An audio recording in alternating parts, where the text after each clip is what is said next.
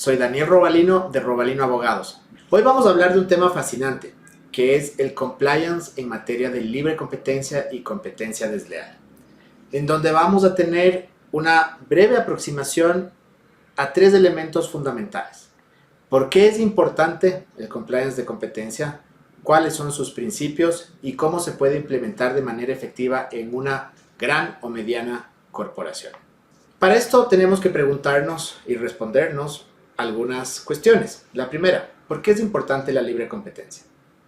La libre competencia es importante porque permite que los consumidores accedan a mayor diversidad de productos con más calidad y menor precio.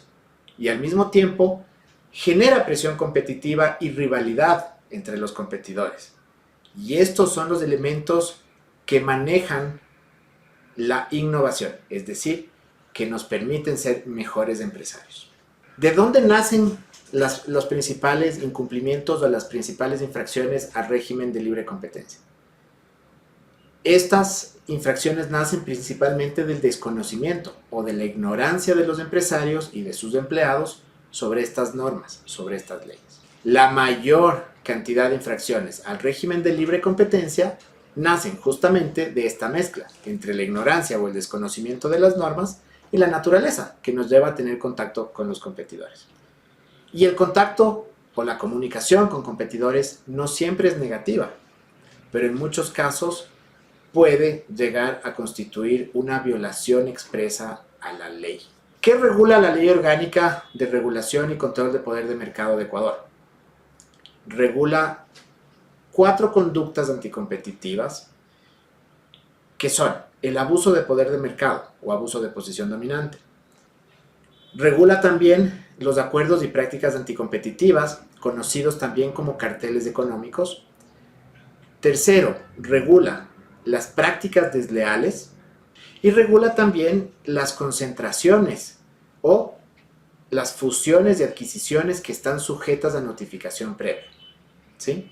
El incumplimiento de notificación previa puede constituir gun jumping, que es una infracción que incluso puede ser reversada por la autoridad, la Superintendencia de Competencia Económica. Entonces, ¿por qué es importante el compliance de competencia? Porque nos permite mitigar infracciones o prevenir infracciones a la ley, nos permite prevenir multas por aquellas infracciones y las multas que tiene o que puede imponer la Superintendencia de Competencia Económica bajo la Ley Orgánica de Regulación de Control de Poder de Mercado son las sanciones económicas más fuertes, más duras en el régimen administrativo ecuatoriano. Las multas podrían alcanzar incluso el 12% del volumen de negocio, es decir, multas del 12% de las ventas brutas de la empresa. Desde luego, para los empresarios y para las empresas, para sus accionistas, es importante que la operación trate de prevenir este tipo de infracciones. Pero adicionalmente, una de las graves consecuencias del incumplimiento a las normas y a las leyes de libre competencia es la pérdida de reputación y consecuentemente la pérdida de clientela. Dicho esto, tenemos que entender cómo se puede implementar un programa de cumplimiento o un programa de compliance efectivo, sin importar si es una gran corporación o una empresa mediana. Para esto, lo primero es entender cuáles son los riesgos. Para esto, tienen que ejecutar una debida diligencia o due diligence que termine con una matriz de riesgos. No todas las empresas tienen los mismos riesgos. Por ejemplo, una empresa de servicios tiene riesgos distintos que un gran fabricante, por ejemplo, de neumáticos. Y desde luego, cada mercado tendrá consecuencias diferentes. Cada mercado tiene una estructura diferente con más o menos partícipes.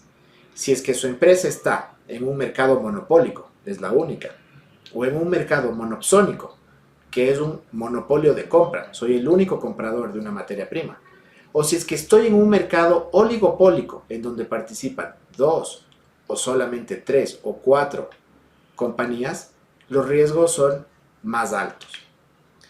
Desde luego, en empresas de tecnología, que están operando en o desarrollando tecnología de nicho, también es importante hacer la debida diligencia y mapear los riesgos para determinar si tenemos posición dominante, si es que tenemos acuerdos que podrían ser restrictivos de la libre competencia con nuestros competidores, un acuerdo horizontal prohibido, o con nuestros proveedores, que sería un acuerdo vertical en algunos casos con efectos anticompetitivos.